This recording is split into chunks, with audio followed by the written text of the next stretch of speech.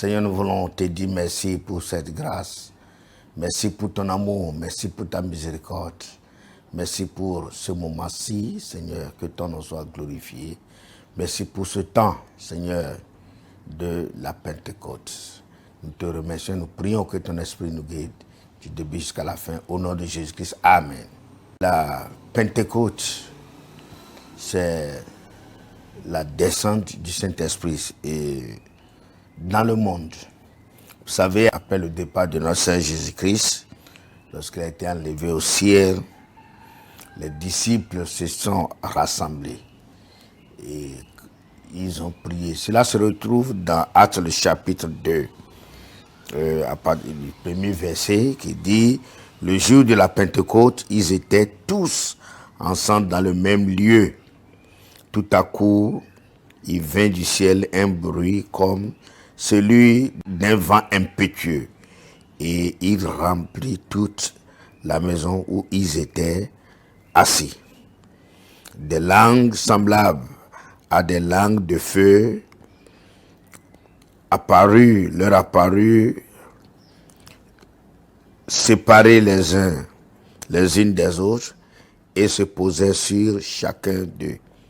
Et ils furent tous remplis du Saint-Esprit et se mirent à parler en d'autres langues selon que l'Esprit leur donnait de s'exprimer.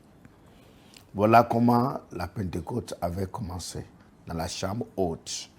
Quand les disciples se sont rassemblés, ils étaient unis et ensemble, et l'Esprit du Seigneur est descendu dans toute la maison, et les disciples étaient tous remplis du Saint-Esprit, et ils se mis à parler en d'autres langues.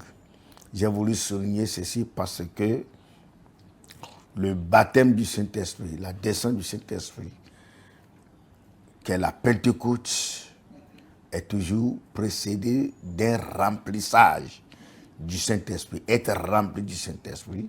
Et le second élément est qu'ils se mirent tous à parler en d'autres langues. C'est un équipement spirituel de haute qualité. Et Bonnke avait l'habitude de parler de cela en disant que c'était comme des stations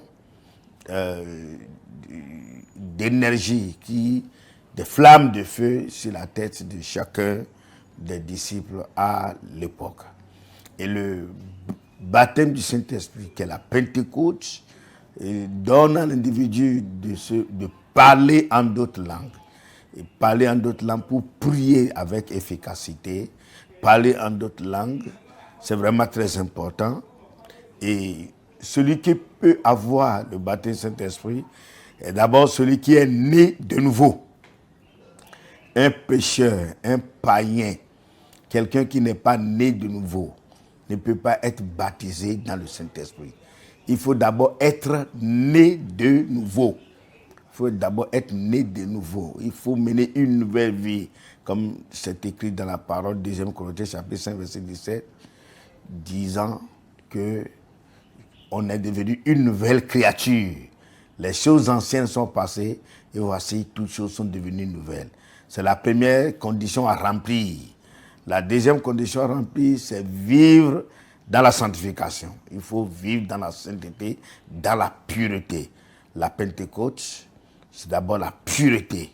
Vivre dans la pureté, dans la sainteté. Et maintenant, désirer cela. Désirer ce miracle du Seigneur Jésus-Christ, du Saint-Esprit.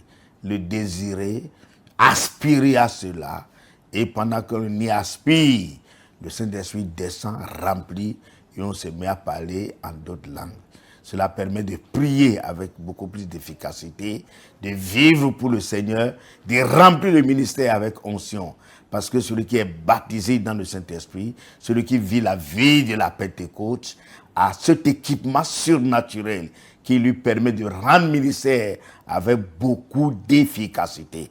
Nous l'avons vu tout au travers du Nouveau Testament, des Actes des Apôtres, tous ceux qui ont été baptisés dans le Saint-Esprit, qui ont été remplis du Saint-Esprit et qui prient en langue, sont utilisés de façon phénoménale par le Saint-Esprit et ils agissent avec efficacité dans le ministère avec des guérisons, avec les dons spirituels, avec beaucoup de choses. Nous l'avons expérimenté, nous l'expérimentons encore aujourd'hui et nous savons que c'est très très important. Donc cette période où on parle de la Pentecôte, c'est une période où chacun devait rentrer en lui-même pour voir s'il est encore dans l'état de pureté qu'il faut pour pouvoir continuer à exercer, à appliquer, à mettre en pratique le baptême du Saint-Esprit, cette vie de la Pentecôte qui nous permet d'avancer dans le ministère, de remplir notre ministère avec efficacité et de glorifier le nom du Seigneur Jésus-Christ. Pour me résumer, je voudrais mettre l'accent sur d'abord la pureté, la nouvelle naissance, la pureté et la Pentecôte. Lorsque c'est comme cela, cela va vraiment être utile pour le corps de Christ. Il y en a qui vivent dans l'iniquité, dans le péché, dans les adultères, les fornications, la magie, tout ça là, et qui essaient aussi de dire qu'ils sont baptisés du Saint-Esprit et qui vivent la Pentecôte, ils sont dans la fausseté. Il faut d'abord la pureté. Il faut d'abord la sanctification. Il faut d'abord la pureté, la sanctification dans la consécration pour pouvoir vivre la vie de la Pentecôte dont nous parlons. Vraiment que le Seigneur bénisse chacun de nous. Seigneur, nous voulons te dire merci, Seigneur, pour ce temps de Pentecôte. Et nous prions que tu ramènes ton Église, Seigneur Jésus-Christ, à l'exercice de la pureté, de la sainteté, de la vérité, de la consécration. Et que le Saint-Esprit descende sur tous ceux qui sont prêts ou qui sont prêts à le recevoir. Seigneur, que nous vivions un temps de Pentecôte qui amène le réveil partout dans nos églises, dans nos maisons, dans notre nation et dans le monde entier pour la gloire de celui qui est assis sur le trône, le Seigneur Jésus-Christ de Nazareth. Amen.